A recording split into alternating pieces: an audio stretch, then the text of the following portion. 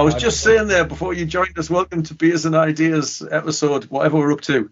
Here we are again. I was just saying that there must be a thing called the Badge of Ideas. Is that what it was? No, the Badge of what? Badge of Aspiration.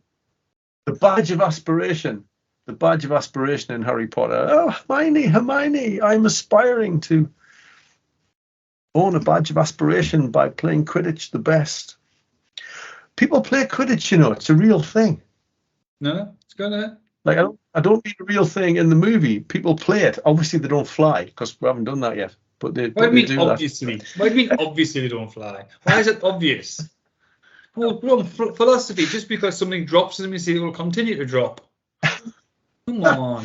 Anyway, just in case I want to edit that whole bit out, welcome to Beers and Ideas again. Just in case I want to edit that out, it's good to have you all here listening to us around the world. Have we gone global yet? Hang on, stop there. You've said, I've just said it again in case I'm going to edit that last bit out.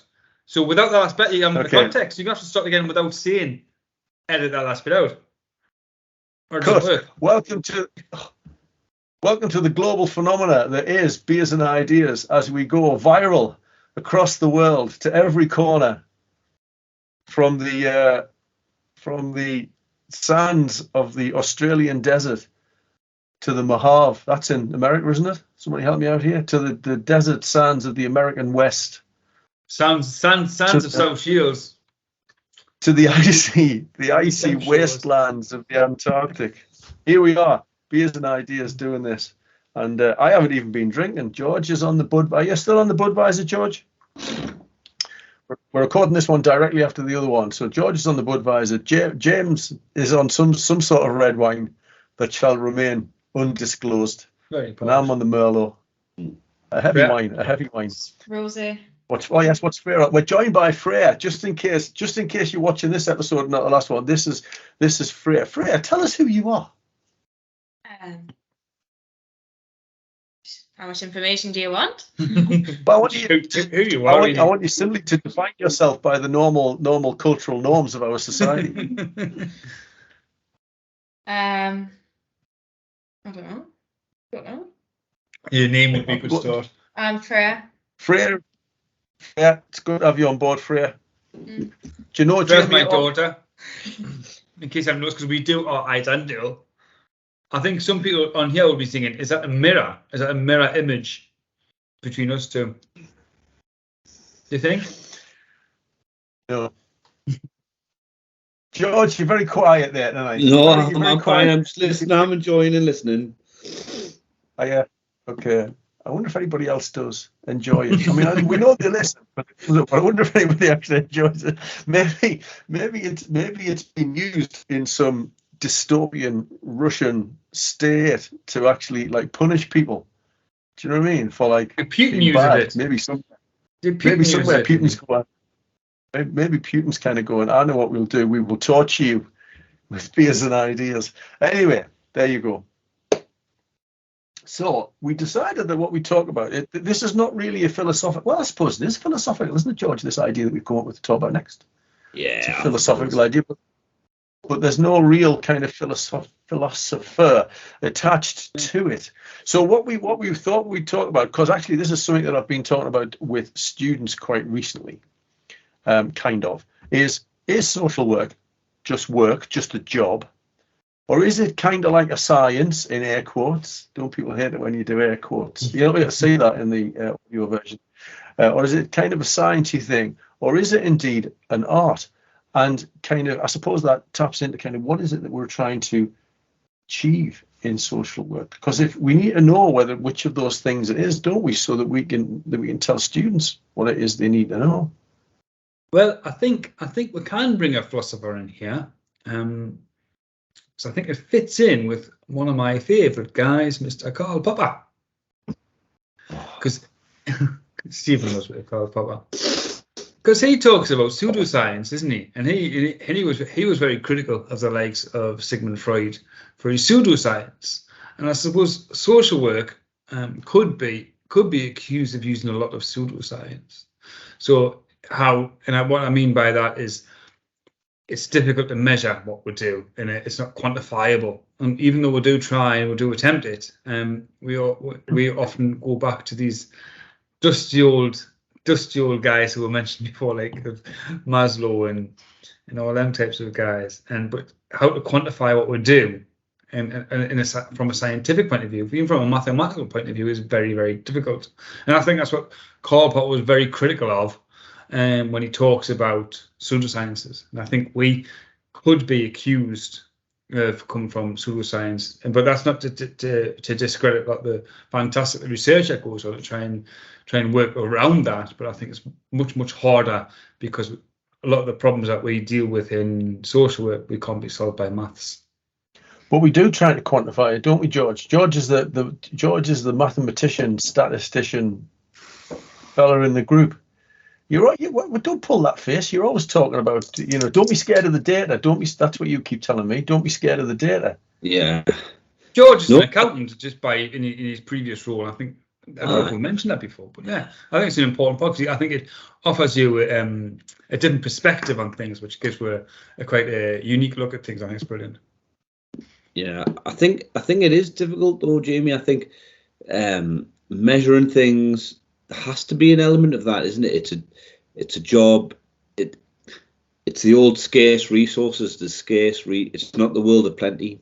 So as soon as you've got scarcity, now I take Popper's point, but my criticism of that is, if you're dealing with atoms and tables and triangles and circles, you can use hard science, can't you? You can use maths, physics, these things. What happens when you come to people? So like the stock market, where it's wild instincts, isn't it? It's I think other people are more worried than me about British Gas profits or whatever. So you're immediately in the world of human instinct, aren't you? So what do you apply?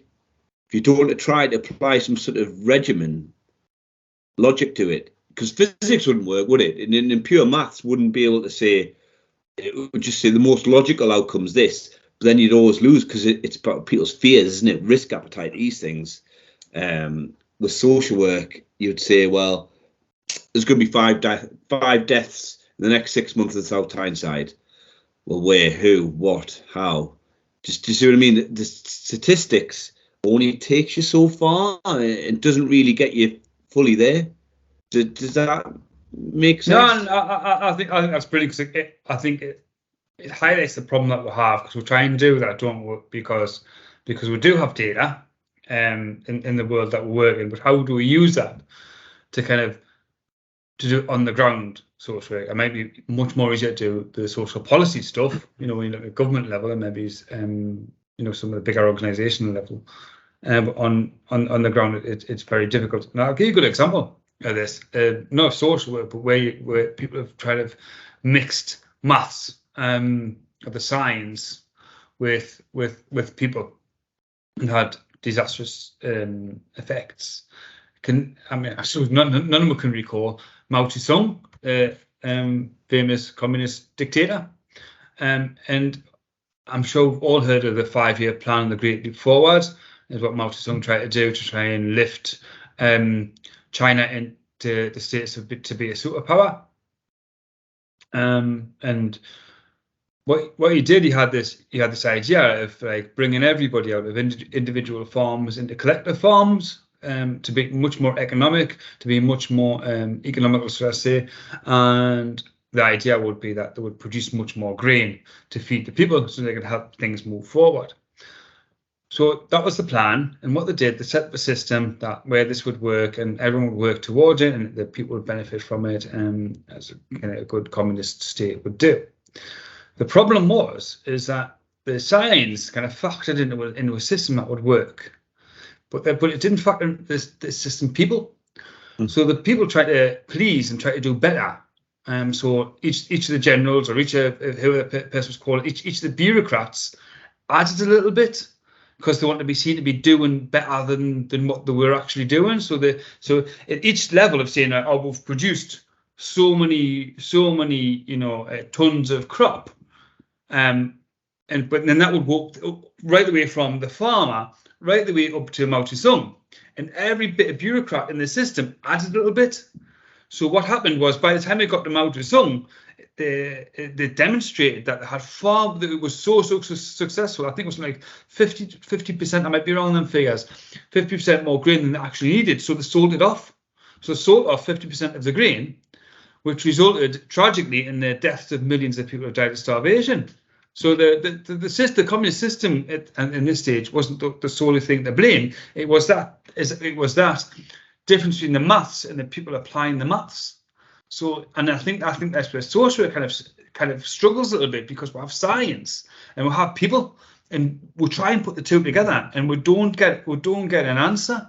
And I think that's the same thing that happened with these millions of people. Did you like that one, Stephen? I like that one, because I'm just chortling away at myself, recollecting when I was a manager in social work, and the disconnect between what was happening on the ground and what senior management thought was happening on the ground was massive, because the teams come back to their manager and tell them the story of how it is. Then the manager kind of, makes that palatable for their manager, who then makes that palatable for the senior manager, who then makes that palatable for the elected members. And before you know where you're at, the elected members in the local authority think everything's going great. No, everybody's got everything that they need, and nobody's been left without any problems. And on the ground, people are going, I kind of get a care package. So there are similarities there. I mean, just as you were telling that story, that's exactly kind of where my head was going. So yeah, I can relate to that. And that's what we do, isn't it, though? That's what we do. We kind of cover, we paper over the cracks, don't we, sometimes, in these kind of systems. And then the systems become kind of corrupt. It leaves me kind of thinking, in terms of this work, science, art thing, how on earth do the students that we talk to, and how on earth do the social workers on the ground know that they're doing the right thing? And that's where I go with this idea. So if social work is a job, then there'll be a process. Do these things, go out and look for these things. And maybe this has got a child protection element to it as well, George. I don't know, is that if they go out and look for these things, see if these things are present, then if these things are present, we do these things. That's the process. But as you've just said, there are people interpreting that all over the place, aren't they? You know what I mean? And people don't tell us exactly what's going on. You know what I mean? They don't tell us exactly how it is for them, because they know that we need to hear certain things. So the whole system is just fabricated on untruths almost, isn't it? The parent, the older person, what they know what we need to hear. So they tell us what we need to hear. We go off and do something with the bit that we've heard, and that's not the bit that we needed to sort out in the first place, And what's frustrating, the better system would be to hand that control back to those people and say, look, get what you need, rather than having to go through all the system to kind of justify the pennies that are being dropped down to them from the tax cuts to these millionaires. But rather than saying, right, you need to have this assessment, and that needs to go to here, and that needs to go to this budget, and that needs to come to this budget, rather than saying, you know what you need, you know how to put your problem right, because you're in control of your, and we'll guide you. And that's our role as social, is to guide you, rather than kind of justifying every single penny. And then we could avoid this ego little trip that we have at each little level of bureaucracy, is to kind of inflate our own importance. So that would suggest then, wouldn't it, that the ideal of social work would be that it's an art. That we go and interact with. Stephen. That was good, Stephen. I know, thank you. We interact with the individuals, like kind of fluidly, if you like, empathizing with them, supporting and helping them, coalesce around an idea, and then they move on with that idea. We don't do anything other than be that the oil and wheel, the catalyst, the facilitator. Yeah, I don't know what you think, George. No, I wonder whether when I wrote that thing about poverty, the first social worker, that woman sat in the hospital and the poor people marching in, and she would just sort of decide whether they needed the help or the extra food ration or things like that. Because it's this point of scarce resources, because the demand's going to outstrip what we've got. That's how a bureaucracy begins, doesn't it? Or it's just you, Jamie, on your goodwill, making the best decisions as you see. Do you see what I mean? But it's the rationing aspect. I think the ration aspect of social work, there's only so many care home places, there's only foster placement for children. That's where the job bit has to come in, because I don't know how you'd ration that any other way. I suppose is a point Freya made earlier on, is that we shouldn't have to ration that.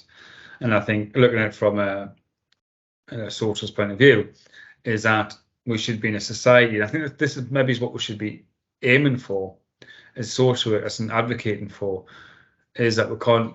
All we can do is do that rationing in the social workers, because there's nothing else we can do. We're in the system, but I think there needs to be some kind of challenge towards the overarching system that we have in this country, the levels of inequality that we have in this country, where we're seeing corporation tax cuts, and we're seeing the higher tax rates coming from the richest people in society, and yet we're scratching around for crumbs. And I think we need to kind of challenge that. So we're not. So the social work role isn't about rationing resources. It's about promoting somebody's well-being. It's about helping somebody reach that self-actualization. And we can't do that. I think that's a frustrating thing. Is we can be as artistic and creative as we choose to be. And I think that's a good sign of some good social work. But I think we need to be kind of really challenging that overarching system, which promotes inequality in society, which the overall consequence of that has to be poverty, and the social impact of poverty is the higher need for social workers, which is, and I think there needs to be a challenge. A little thought idea is popped in my head. Social shorts. Say there was in England there was one county where it had no social work services at all. Let's say South Tyneside, there was no social work services. Still had care homes, but they went there from the NHS just sent them there. The children and the families just let to get on with it. And say the money that social workers were paid, social service, just went to stocking the food bank more. What walking around, what would you see? What would you see that wasn't happening or would be concerning? There's one argument where very little would be different. No, it would be huge. I think George. I'm just interested in what it would look like. I think there's a lot of people within the populace who are receiving support that's supported by social. So I think maybe, I don't know how it would look with children and family services, but older person services, people with learning disabilities and elderly people, because the vast majority aren't supported in care homes, are supported in the community. They wouldn't get the support they need unless you think there was another system to kind of meet out those needs. Maybe that might be the answer. But without social workers to kind of navigate our system at the moment, I think you'd still have care workers going out though, wouldn't you? Well, Capitalism. What system would support that though? I agree. I just wonder whether sometimes we'll get the self-importance element of it, because of this job aspect. We must do the job. Go on, Freya. I don't know how relevant it is, but I think working in care, I think the perception that I see within a care home is that social workers are very the best. Are a power above, that aren't involved directly with these people, that don't know these people very well. They're just here to tick boxes, get jobs done, and aren't looked on that. I mean, not necessarily negatively, but they're not looked on very fondly. Not looked on as people that are very paternalistic. I think just picking up on that, I was talking to a group of young people, because our university is recreating their degree, and we're doing consultations, and obviously the crack went in different directions, and that's exactly the perception those young people had of social workers, that they come in, they tick a few boxes, and then they go, and then a month later, or whatever the timescales are, they see them again, they come in, they tick a few boxes, and they go. But it's their foster families, their kinship carers, it's other people who are actually doing the social work, small s rather than capital S. That's what I think in care the perception is. Yeah. It's the carers and it's the people that they actually do the work, and the social workers are just there to tick a box and a legal side of it. But here's two solutions. I was shouting one of the solutions out before, and I think you just rode roughshod over it, all of you. I was saying capitalism is the answer, surely, tongue in cheek. Capitalism is the answer. Let's just let the market decide what services are required by people, and people will go and buy those services at whatever monetary cost they can afford to buy them at. But is that what Thatcher did? The Community Care Act? I certainly think it was our underpinning ideology, wasn't it? The market will decide. Yeah, I think she did it. I think she achieved it. I think there's a market of care out there, and I think the only reason it's not working is that it's not funded. The market isn't funded as much as what it should be. Well, but maybe so here's the other option. Maybe we put the money into people's hands and they go and buy the care that they need instead of having a social worker in the middle. So if we had a universal basic income, which I know we've talked about before, where every adult just gets a universal basic income, then one of two things: either they can go and just buy the services they need because they'll have an allocation of money without having to be beholden to some test, that they're eligible. They'll just get the money. But also then it would free up social workers to not have to do the rationing that George is talking about. We only have so much of this service. That if there was a universal basic income, the market would then respond to the fact that people are asking to purchase particular services, because people would then have the money, and social workers could then be involved rather than rationing things, going, right, you've got this pot of cash, how do you want to spend it to enhance your life? And when we'll go to the market, and the market can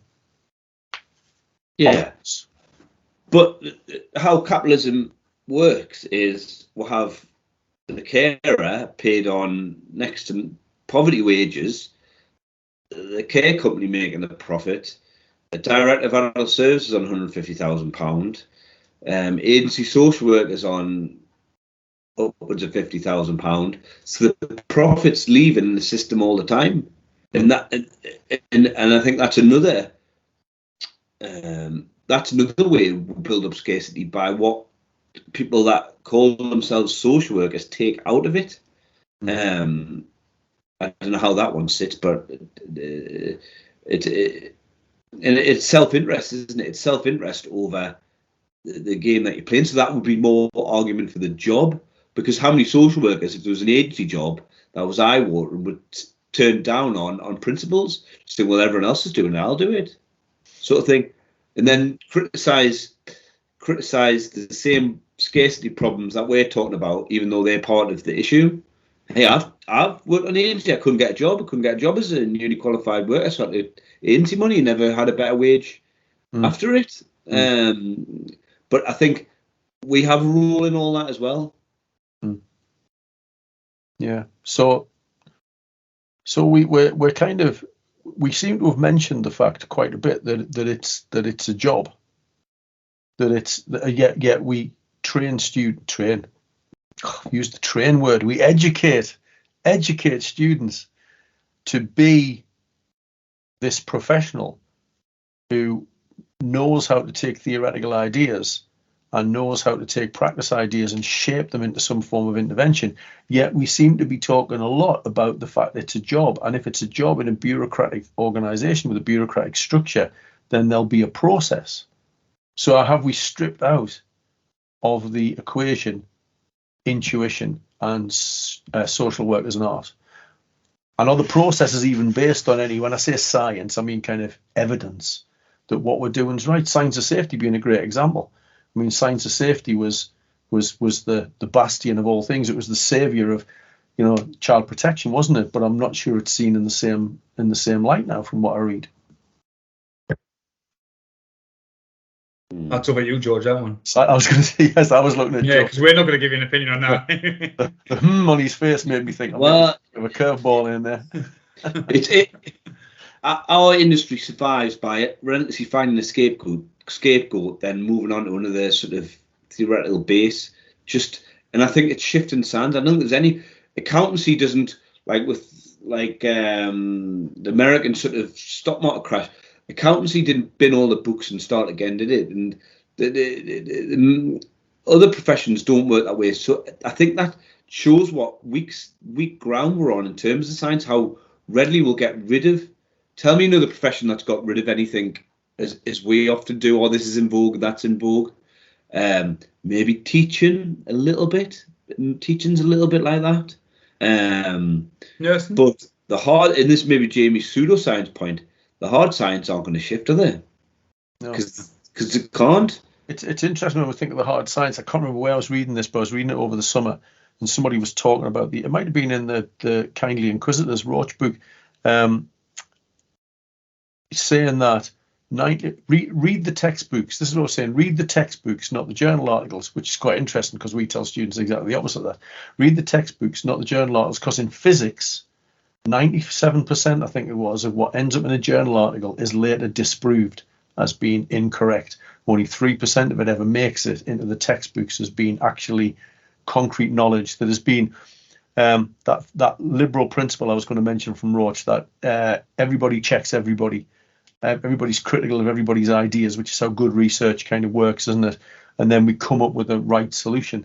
So my thinking on that was, if that's what it's like in physics, if that's the level of error in journal articles in physics, what's the bloody level of error in sociological articles, where there are so many variables? You know what I mean? So, you know, we come up with, somebody does a bit of research into idea X around child protection, but there are so many variables in that. Can we ever come to a concrete answer? What would work and what wouldn't work? Other than what works is whatever works in that individual situation. I think it's worth reminding ourselves on going back to Karl Popper's work, because Karl Popper is in the examples he uses, I believe, were Freud and Einstein, and he said Freud only looks to prove his theories. So everything he does is to prove that he is right. Einstein, from a science point of view, rather than a pseudoscience point of view, all he does is try and disprove his theories. And by trying to disprove his theories and not being able to disprove his theories, he shows that his theories are correct. So it's that. So we don't go out to try and disprove the theories, because we're dealing with human beings. We can't do that, can we?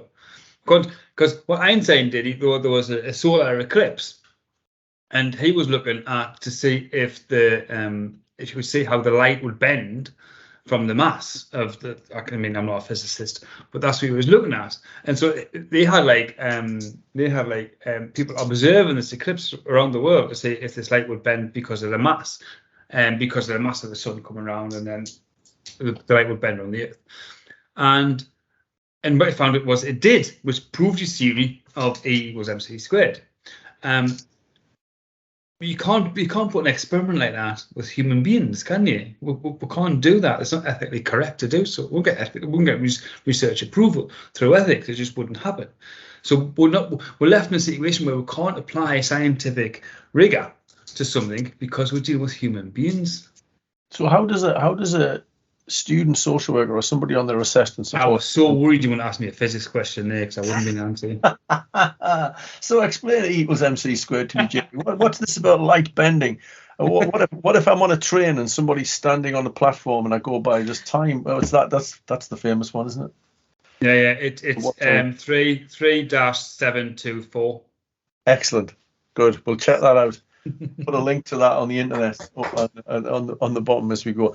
No, so if this is what we're saying, if we've got this concept that it's a job, so there are kind of rules around that, and it's not a science because they're all individuals and we're individuals doing things with the individuals, so that makes it even more complicated, and it's not an art because that might have been stripped out of the whole thing because it's a job. How in amongst all this, how do our lovely students, how do they know they're doing the right thing when they go out on placement or they finally get a job, they're in assessment support year unemployment? How can they be sure before they intervene in somebody's life, before they say, here's the thing I think we need to change and the thing we need to do? How can they be sure or sure enough that they're doing the right thing? Well, I think this goes back to one we talked about a little while ago, the monkey and the empty scripture thing. So the student walks in the house, if they're coming in with the preset ideas, this method of intervention is going to be the correct one for these, come what may. and they've got these preordained ideas in their head, they're definitely going to do the wrong thing. So it's the opposite of Einstein, isn't it? So this formula has been proven many times. This is what's going to happen the next time. 1,000 times it's going to keep on happening. But a social work student, they've almost got to go in with the knowledge, but also the ability to let all that go and do what works in the moment, which is a very treacherous path to tread. But that's the game, really, isn't it? I'll try these things, and the next time I'll do a bit better.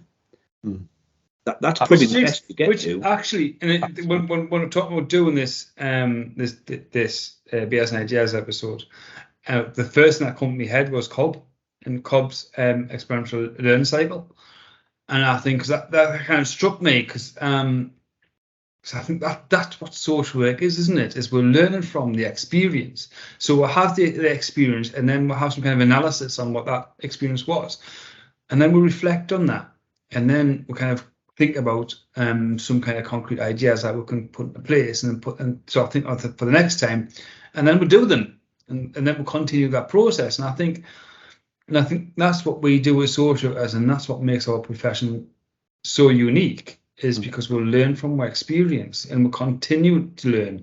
And I think it's to make the author you've been mentioning, Stephen, kind of talks about, is that no one has absolute authority, and we don't either. We've not absolute authority on any kind of knowledge. It's based on a good social practice is based on experience, and as long as you're using a reflective model and you reflect on through your practice, you're going to continue to develop and improve, because we can't apply scientific methods in the same way that Einstein could, because we're dealing with human beings and it's so much more complex. But what we can apply is we're experiencing more knowledge. As long as we're doing that on a reflective basis rather than like a fixed.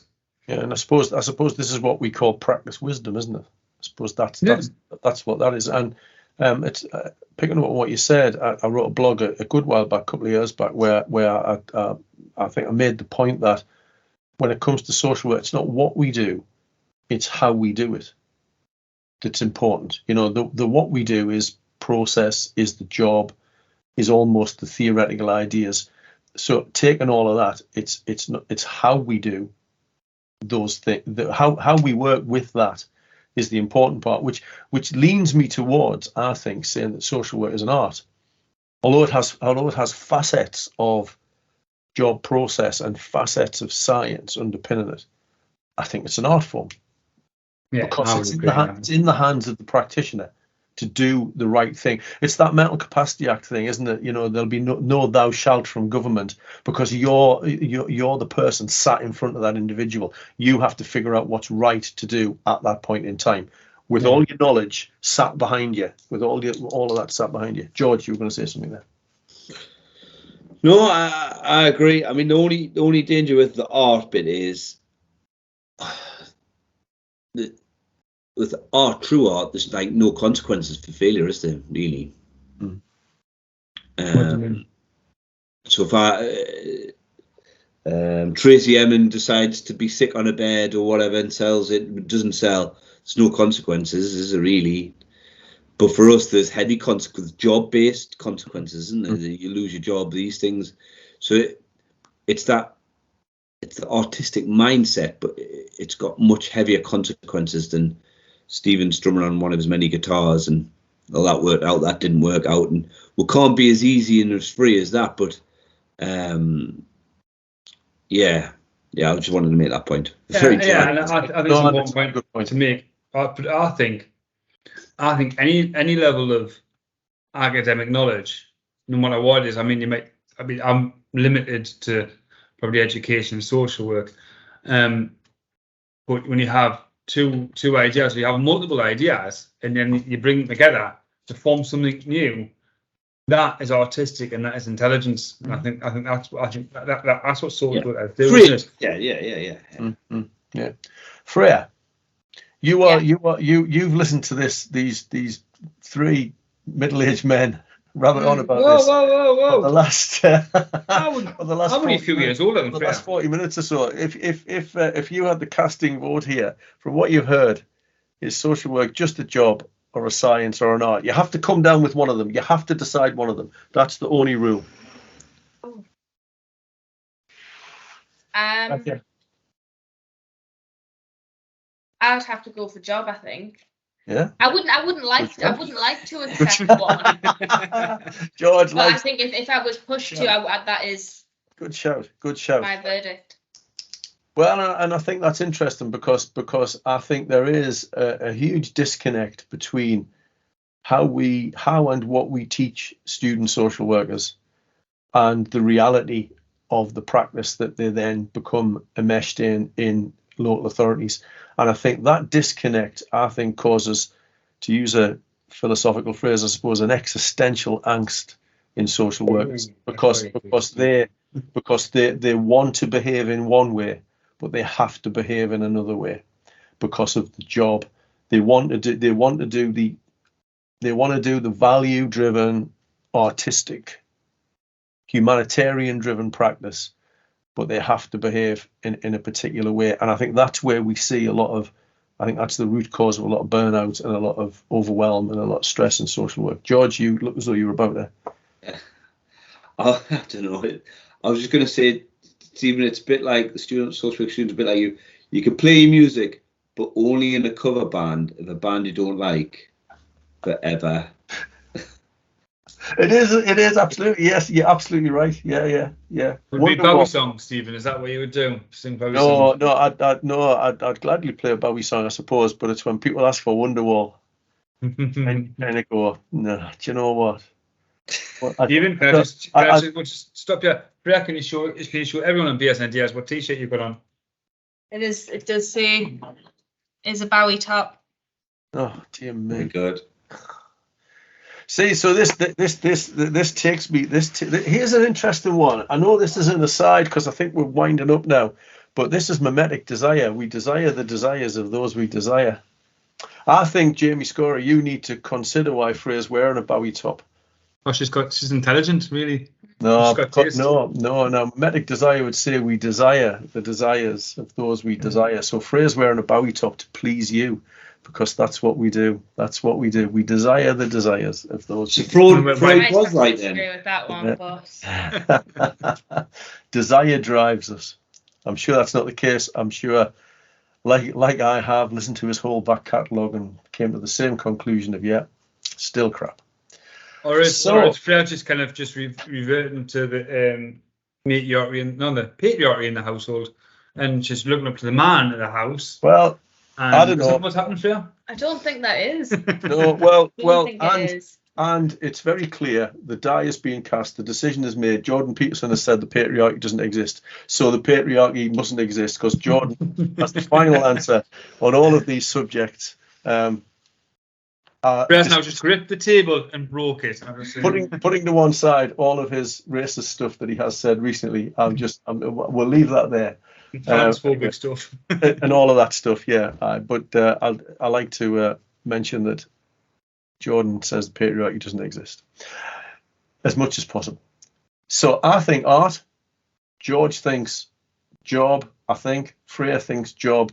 Jamie, art every day of the week. It has to be. So none of us think it's a science. So what does that say for my theory and practice module? So I just stopped teaching the theories. I thought I was right, I think. Excellent. Well, thank you very much, everyone. Freya, thanks for joining us. We're now a diverse group because feel educated.